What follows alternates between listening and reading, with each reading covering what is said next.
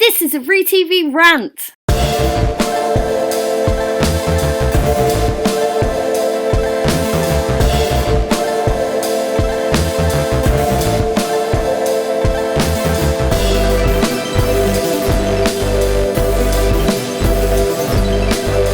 When does a victim stop being a victim? When does a victim stop being a victim? When does a victim stop being a victim? It's a simple question, but not a simple answer. I need to know, really, I need to understand. Is it a day, a week? Is it a month, a year? How long? When does a victim stop being a victim? How long until that person is no longer entitled to their justice? Please give me your opinions in the comments below because I need to understand how other people perceive this. I know most of you will say never. A victim never stops being a victim. The statute of limitations on a horrific crime should never expire. That person will always deserve their justice. But then some of these people will also write comments on other videos that show their true feelings and not what they want to portray, which is considered to be a normal level of empathy. So does the person who victimised that child no longer deserve punishment when that child goes on to commit a crime of their own? Because their abuse was so bad that this child grew up, or in some cases still not grown, before they do the same to someone else? Because that really is all they know. Not receiving affection from a young age really does damage to a person. If you didn't grow up in an abusive environment, if you weren't raped and brutally abused as a child, you have no idea what psychological effect that this has on a child, and that child will almost always grow into a damaged person on some level, and that's truly not their fault. So do they no longer deserve their justice when they go on to commit a crime themselves? Is that what it is? I'll just give a vague example here. The Killer Kids series that I've uploaded. I really do appreciate the time that people take to leave comments. You might have noticed that I tried to reply to every single comment and thumbs up and love almost every single comment, but can't pretend that those comments about those kids being monsters and everything else are okay, because they really aren't. How can you call a child a monster when you have no idea what hand that child was dealt? When you have no idea of the horrific abuse that child has sustained? And what do you think happens to that child after they are taken away from their families and locked up? That child might feel some relief finally, taken away from the constant and horrific abuse finally. But what do you think happens to those children that are put into the care of people who know that there will be no consequence for their actions towards this child? And if you don't care, I think my point is proven. I'm hoping the kind of people who seek out this type of content have a higher than what I consider to be the average level of empathy, and that you can see where I'm going with this. To me, the average level of empathy is very low. We make ourselves believe we are good people, but in fact, if it doesn't directly affect us now, it will not get a second thought. Let's look at Sharon Carr, for example. This was a child who experienced the kind of horrific abuse that someone who was born into a loving environment would never be able to comprehend. We're talking sexual mutilation and other abuse that I don't wish to detail on here. I don't for a second believe that she killed Katie Ratcliffe alone. I do not believe that Katie Ratcliffe or her family had the justice they deserve. Well, I know they didn't get the justice they deserve, but also no justice at all. The evidence speaks for itself. I do, however, suspect that she was involved and probably was responsible for some, if not all of the sexual mutilation against Katie because of her own experiences. I believe she probably got a kick out of this murder, and she was a very disturbed and damaged child. But a 12-year-old girl did not lure an adult miles away with no car and then murder her on her own, especially as we know the second attempt against a child her own age failed, and that the two men that were suspects in this case were ruled out because they gave each other an alibi. Come on! So not only did this illusion of a system fail this child, where is her justice for a start?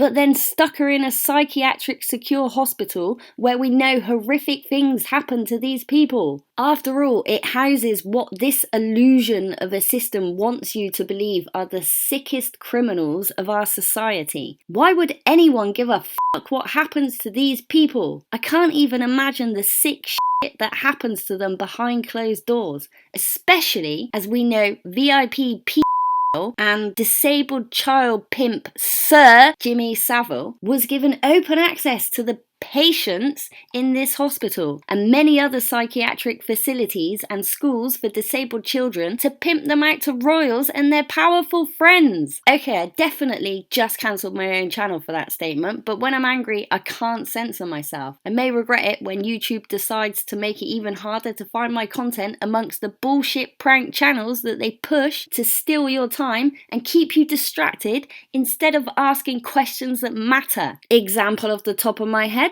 like what legislation was recently pushed through while you were all distracted buying toilet paper and hand sanitizer? I bet none of you have read that legislation. And I'm not minimising what happened to Katie in any way or trying to be disrespectful, but if Sharon Carr was protected as a child, this may not have happened. Or maybe it would have. I don't know, because I believe the two other males were involved, but that was a child who could have been saved. And the fact that you sit behind a screen calling her a monster instead of trying to do something to protect the millions of kids experiencing abuse right this second, I'm just too gutted to put that into words. Am I really on my own in this world? So if no part of you feels some sadness or pain for this child, I really do think the empathy that you believe you have is completely fake. And you're not on your own. I'd say that more than 90% of the human race share this fake empathy. Social media proves that. But again, I hope the people who watch this kind of content do so because they have a genuine level of empathy. So really, I'm talking to people who would never give a second thought to look at this kind of content. I guess it's irrelevant. Privilege does exist, but not in the way the media wants you to believe. But it comes directly from the love and nurture of the family you were randomly born into. Whether that family is rich, poor, or somewhere in the middle. I would rather have been born into a loving working class family than into aristocracy where the sociopathy and narcissism is passed down the generations. How else will they keep their money and power? You won't find an aristocrat with a normal level of empathy.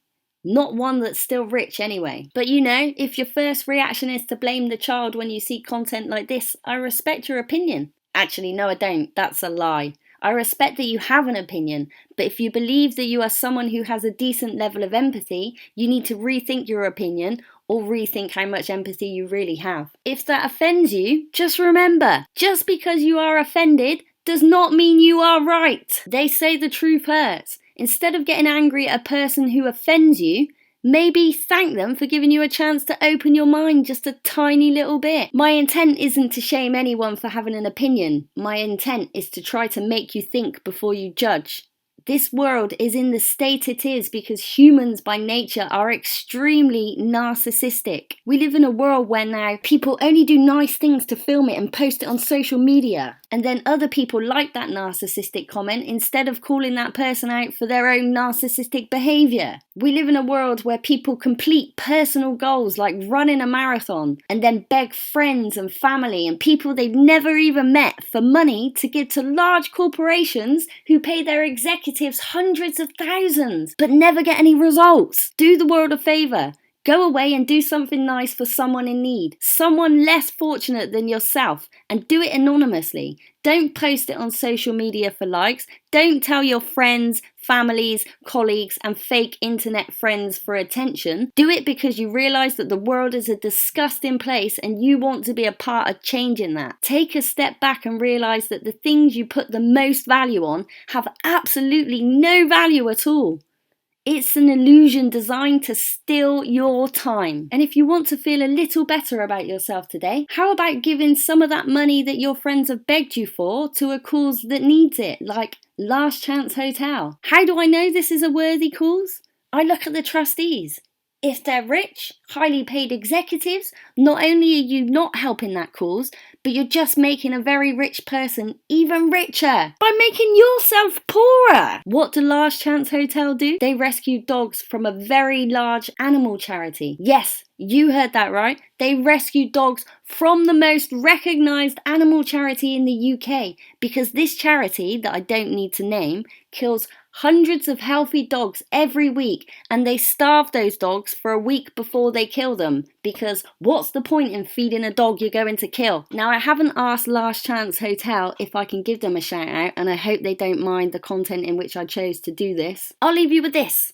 One of the charities I mentioned is run by trustees with an extremely high level of empathy. They put everything into what they do, not just their own time and money, but everything they do out of love. And one of the charities I mentioned is run by very rich sociopaths with a low level of empathy. Which one do you want to support? I may make a few more of these videos at some point. I'm thinking the next one may be on projection, as a sociopath recently called me a sociopath. But one, they don't even know what that word means. Someone told them this. And two, they aren't intelligent enough to realise that the person they were trying to manipulate were telling them these lies that made them come to this conclusion, came to that conclusion because of the information that this person was projecting. So I really think the best way to deal with these highly manipulative people is to expose them with facts. If that's a video you want to see, let me know. If it's not a video you want to see, also let me know. This was actually the first blog I've just posted on the new website, ReeTV.com. If you haven't done so already, go sign up to the True Crime Forum. I want to hear from you. Obviously, we're starting from scratch here, so there won't be much going on there until you come and write some posts.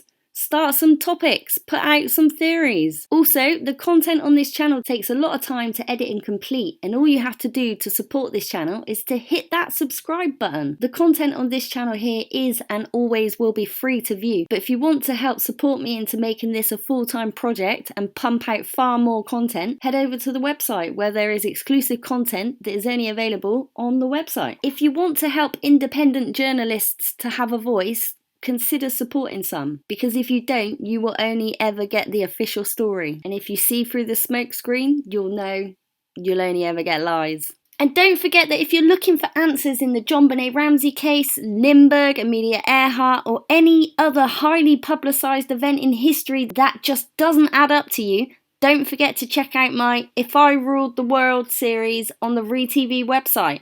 Thanks for watching. If you enjoyed this video, pretty please give me a thumbs up. If you want to see more, hit that subscribe button. Peace! You've been watching a ReeTV Rant.